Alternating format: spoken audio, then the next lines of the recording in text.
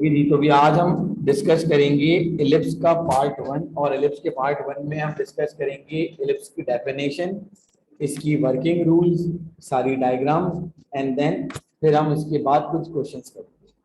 For example, ellipse हमारे पास definition के एतबार से होता है, it is the locus of the moving point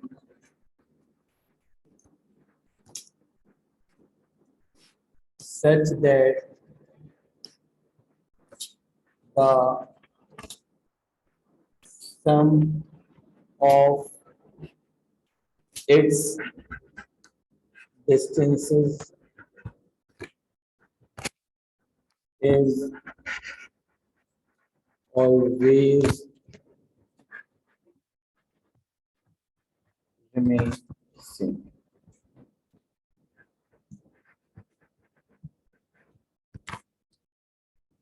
ellipse की एसेंट्रिसिटी एमसीक्यू के पॉइंट ऑफ व्यू से बहुत इंपॉर्टेंट होती है कि एलिप्स की जो एसेंट्रिसिटी है वो 1 से हमेशा छोटी होगी। और उसके अलावा एक इंपॉर्टेंट थ्योरम होता है, A square is equal to B square plus C square. Eccentricity निकालने का फॉर्मूला होता है इसका सी अपॉन, इससे आपके पास आ जाती है एलिप्स की एसेंट्रिसिटी। और इन ही फॉर्मूले की मदद से, मतलब ये जो फॉर्मूला अभी आप सामने रखे हैं ये बहुत इंपॉर्टेंट है, और सबसे ज्यादा तो ये वाला फॉर्मूला बहुत ज्यादा इंपॉर्टेंट है कि एलिप्स की जो एसेंट्रिसिटी है वो 1 से छोटी होनी चाहिए। तो एलिप्स में, या एलिप्स को पहले बनाने के लिए हम एक कोऑर्डिनेट एक्सिस बनाएंगे।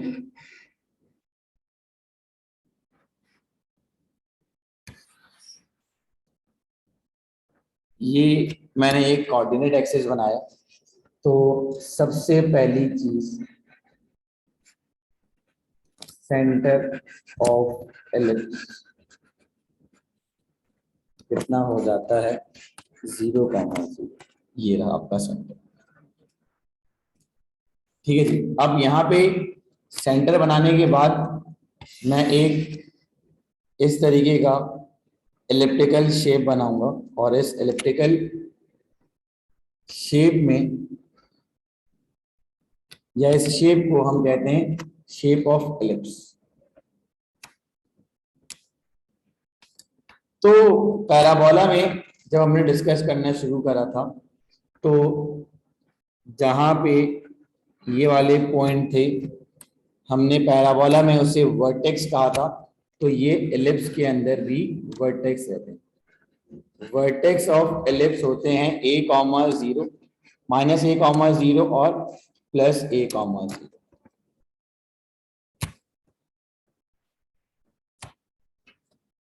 फोकस एक को कहते हैं फोसाई, दो को कहते हैं फोकस। आपके पास -c,0 और ये हो जाएगा c,0, क्योंकि कर्व के नियरेस्ट पॉइंट आपके पास फोकस होता है, यानी कि वर्टेक्स के नियरेस्ट फोकस होगा।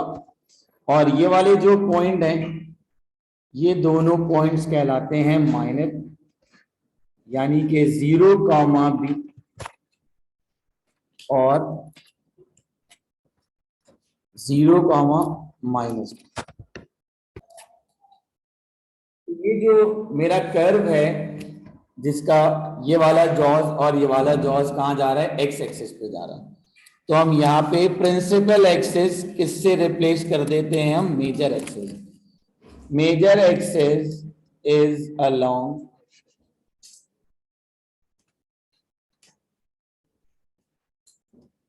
एक्स एक्सिस हो गया। ये वाली लाइन जो है मेजर एक्सिस की होती है, और जहां मेजर होगा वहीं पे वर्टेक्स और फोकस लाएगा। और ये वाला जो माइनर है, इसे हम कहते हैं एंड पॉइंट ऑफ माइनर। अब सारी चीजें यहां लिखते हैं ताकि रिकॉल करने में बार बार आसानी हो जाए। Foci of ellipse plus minus C comma 0 vertex या इसका एक और नाम होता है एंड पॉइंट ऑफ मेजर, और ये कितना होता है आपके पास plus minus A comma 0। Fourth case में यानी कि फोर्थ चीज होती है माइनर, और एंड पॉइंट ऑफ माइनर आपके पास हो जाते हैं 0 कॉमा प्लस माइनस। अब आ जाए डायरेक्ट्रिक्स। तो डायरेक्ट्रिक्स मैंने आपको पहले ही बताया कि बंच के ऑपोजिट हमेशा क्या बनती है, डायरेक्ट्रिक्स।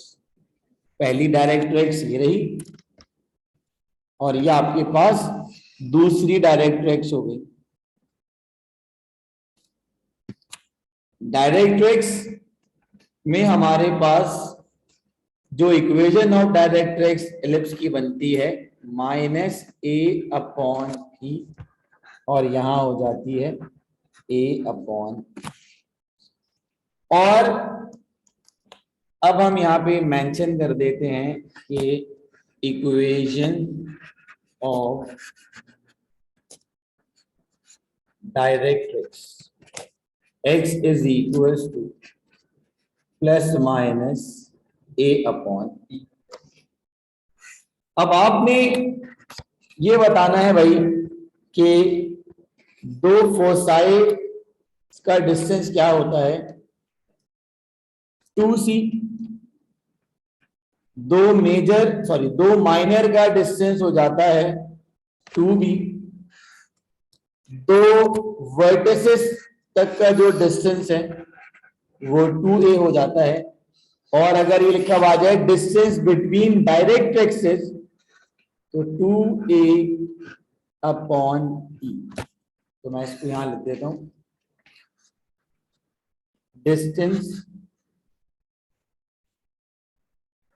ये रहा एलिप्स का सेंटर, सेंटर 0 कॉमा 0।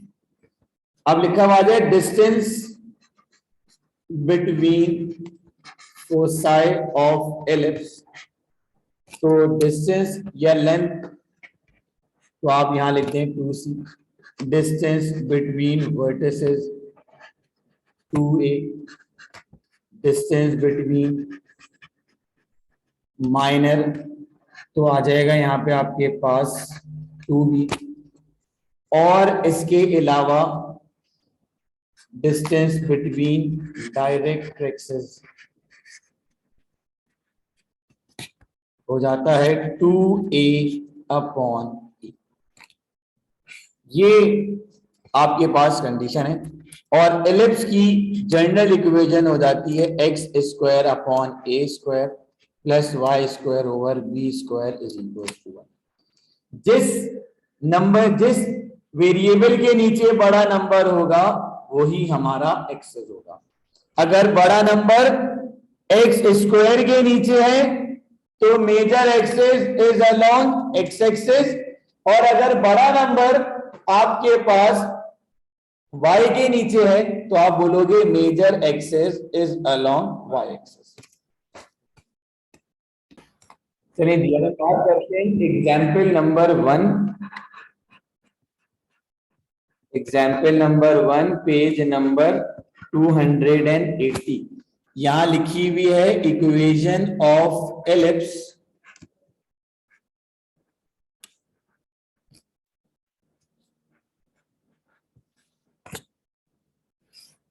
ये हो गई हमारे पास इक्वेशन ऑफ एलिप्स।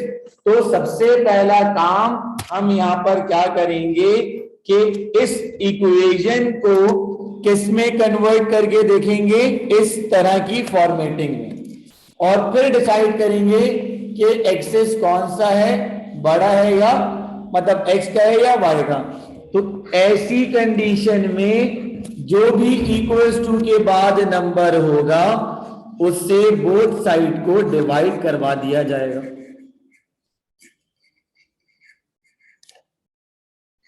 अगर यहां होता 600 तो मैं बोथ साइड को 600 से डिवाइड कर देता, ये और ये गया, X square upon 25 Y square upon 16 is equal to 1। तो वर्डिंग मैंने आपको स्टार्टिंग में बता दी थी कि जिसके नीचे बड़ा नंबर होगा वही हमारा एक्सेस होगा। तो आपने ऑब्जर्व किया कि जो बड़ा नंबर है वो एक्स स्क्वायर के नीचे आ रहा है, तो आप बोलेंगे major axes is along X axes. फिर आपने ये वाली जनरल इक्वेशन जहन में रखते हुए सारी चीजें इसकी कैलकुलेट करनी है। आपने बताया सर के A square is equals to 25, B square is equals to 16। आपसे कहा गया कि सी निकाल के दिखाओ, तो आपने ये रिलेशन का फॉर्मूला यूज किया, A square is equals to B square plus C square, जो मैंने अपने स्टार्टिंग लेक्चर में आपको बताया था। तो ये आपने यहां लिखा, ए स्क्वायर ऑलरेडी 25 है, दोबारा इस पे स्क्वायर मत लगाइएगा। तो ये हो जाएगा सी स्क्वायर इज इक्वल टू 9। अब आए पढ़ते हैं सारी चीजें। तो ये क्या क्या मांग रहे हैं? ये मांग रहे हैं हमसे find the semi axes. Semi axes का मतलब है, पहली चीज फाइंड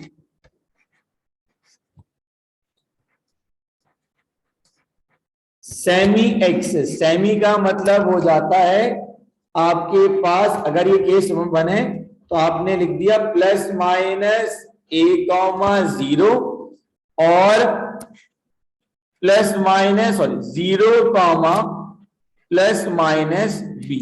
तो बेटा अगर आपके पास ए स्क्वायर 25 के बराबर है, so the value of A becomes plus minus 5। Value of B square is 16, so the value of B is plus minus 4। तो आप गए और यहां पर इनकी वैल्यूज को इंसर्ट कर दिया।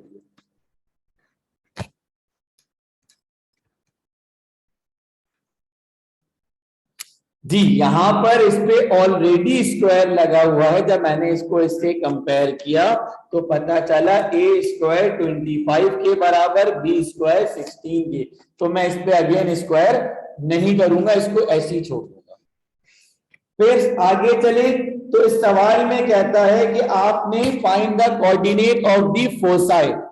तो बेटा केस नंबर 1 में फोसाई के जो कोऑर्डिनेट्स होते हैं वो कितने होते हैं? Plus minus C comma 0। तो आपने यहां लिख दिया सी बराबर हो जाएगा प्लस माइनस 3। तो एंड पॉइंट ऑफ फोसाई हो जाएंगे प्लस माइनस 3 कॉमा 0। फिर आखिरी चीज है कि आपने इक्वेशन ऑफ डायरेक्ट्रिक्स कैलकुलेट करनी है।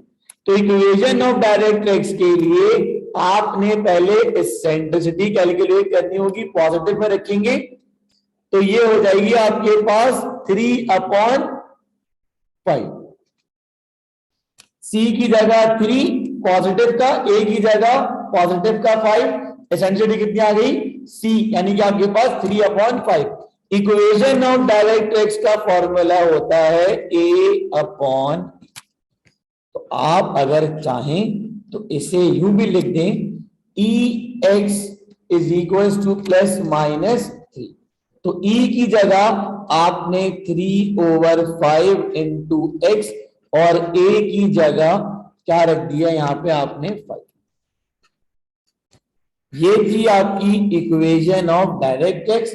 और आपने ड्रॉ करके नहीं दिखाना होगा, बस रिक्वायरमेंट जो है आप उतना ही करोगे, ड्रॉ का गेम यहां पर नहीं।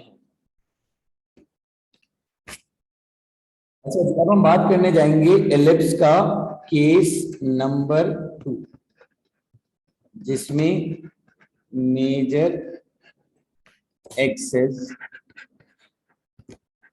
Is along Y axis. इसमें काम किस तरीके से करना होगा? बस जो आपको मैंने एलिप्स पढ़ाया था वैसे ही रहेगा। तो ये मैंने एलिप्टिकल शेप बनाया।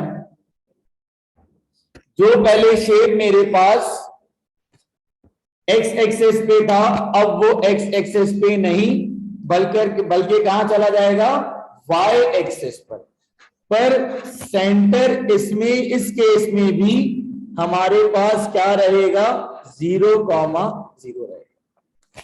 तो अब जाहिर सी बात है, पहले एक्स एक्सेस पे वर्टेक्स प्लस माइनस a,0 था। अब हमारे पास वर्टेक्स यहां आ गए, ये रहा आपका वर्टेक्स, ये रहा फोसाई, ये रहा वर्टेक्स, ये रहे एंड पॉइंट ऑफ माइनर, ये हो गई आपके पास डायरेक्ट्रिक्स।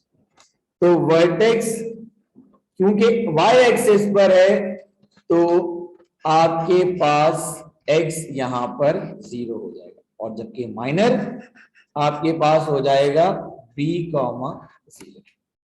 फोसाई कितना हो जाएगा, 0, -c f डैश, और v डैश हो जाएगा 0, -c। m डैश कितना हो जाएगा, -b, 0। इक्वेशन ऑफ डायरेक्ट्रिक्स हो जाएगी plus A Y is equal to plus A upon E, और ये हो जाएगा -a/। तो यहां पर लिखते हैं vertex 0, ± foci 0, ± minor ±b, 0। Equation of directrix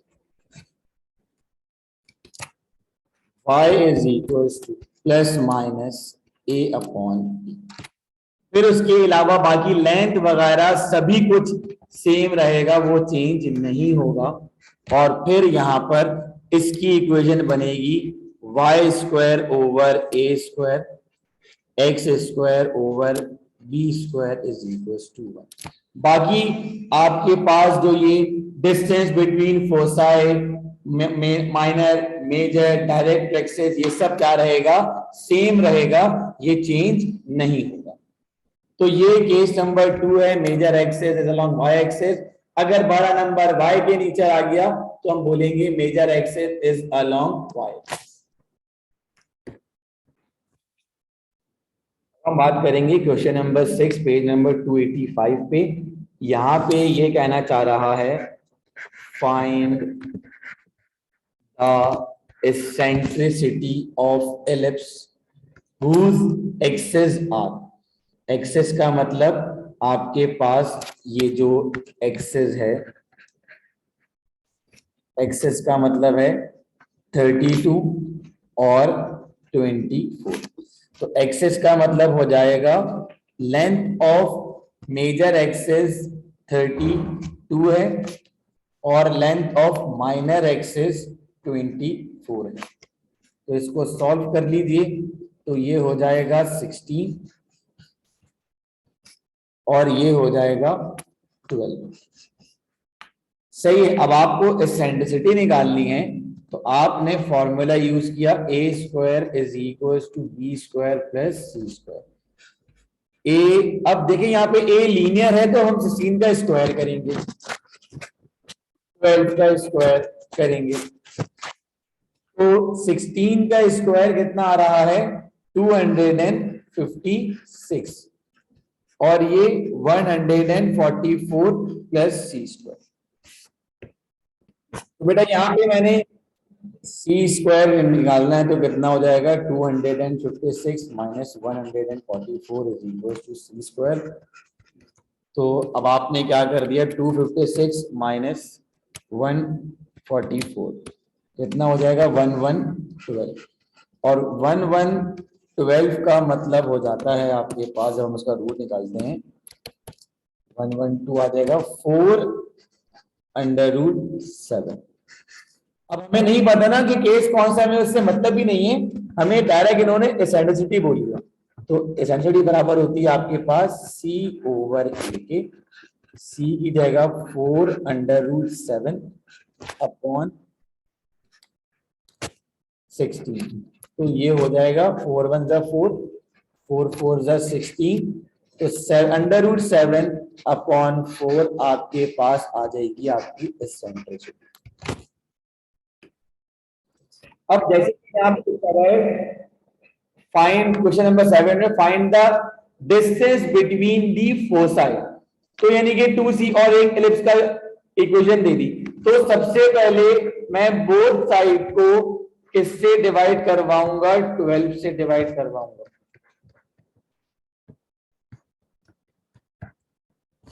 तो ये हो जाएगा x² upon 4 y²/3 is equal to 1। तो यहां से आपने लिख दिया major axis is along X axis. तो आप यहां पे मजीद स्क्वायर नहीं कीजिएगा, और मैंने कैसे जज करा, बड़ा नंबर मेरे पास x के नीचे आ रहा था, तो पता चला यहां से भाई कि a² 4 के बराबर हो गया, b² 3 के बराबर हो गया। अब निकालना है c², तो a² is equal to b² plus c²। a पे स्क्वायर मत कीजिए क्योंकि ऑलरेडी स्क्वायर में गिवन है ना, b पे स्क्वायर होगा।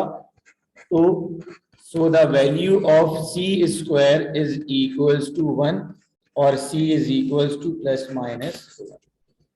तो distance between foci, distance between foci होता है आपके पास 2C।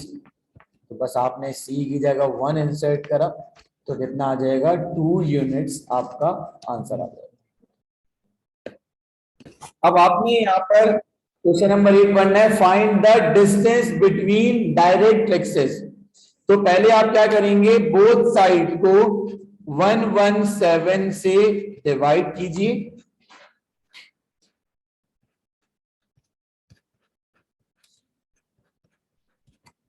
तो 9 डिवाइडेड बाय 117 कितना आ जाएगा भाई, 13। x² अपॉन 13, y² आ जाएगा 9। तो बड़ा नंबर आपके पास आ रहा है फिर से x के नीचे, तो आप बोलेंगे major axis is along X axis. तो आपने यहां पर इसकी जनरल इक्वेशन कंसीडर करी और a² को बोल दिया आपने 13। अब इस पे स्क्वायर हम नहीं करेंगे क्योंकि ऑलरेडी ये स्क्वायर के अंदर मौजूद है। तो बच्चों डिस्टेंस बिटवीन डायरेक्ट एक्सिस के लिए आपने क्या कैलकुलेट करना पड़ेगा, c। फॉर्मूला हो जाएगा a² is equal to b² plus c²। तो a² खुद आपके पास 13 के बराबर है, b² 9 के बराबर है, तो 9 माइनस 4 कीजिए तो 4 आ जाएगा। तो c की वैल्यू हो जाएगी प्लस माइनस 2। अब distance between directrix, distance between directrices होते हैं आपके पास 2a अपॉन e। तो फिर अब आपने यहाँ पे e कैलकुलेट करना पड़ेगा c अपॉन a, यानी के 2 और a की वैल्यू हो जाएगी आपके पास प्लस माइनस √30। तो यहां आ जाएगा, तो यहां से a की जगह मैंने √13 पुट किया, 1 अपॉन e की जगह 2 अपॉन 13, 2 से 2 कैंसिल आउट हो गया, √13 इंटू √13, √13 कितना हो जाएगा आपके पास 13 यूनिट। देखिए आप जब 13 पे यानी कि जब यहाँ पे taking square root on both side लोगे तो 13 किसी नंबर का स्क्वायर नहीं है, तो स्क्वायर रूट इसका एग्जिस्ट नहीं करता, तो क्या करेंगे आप इसे ओनली √13 कंसीडर करेंगे।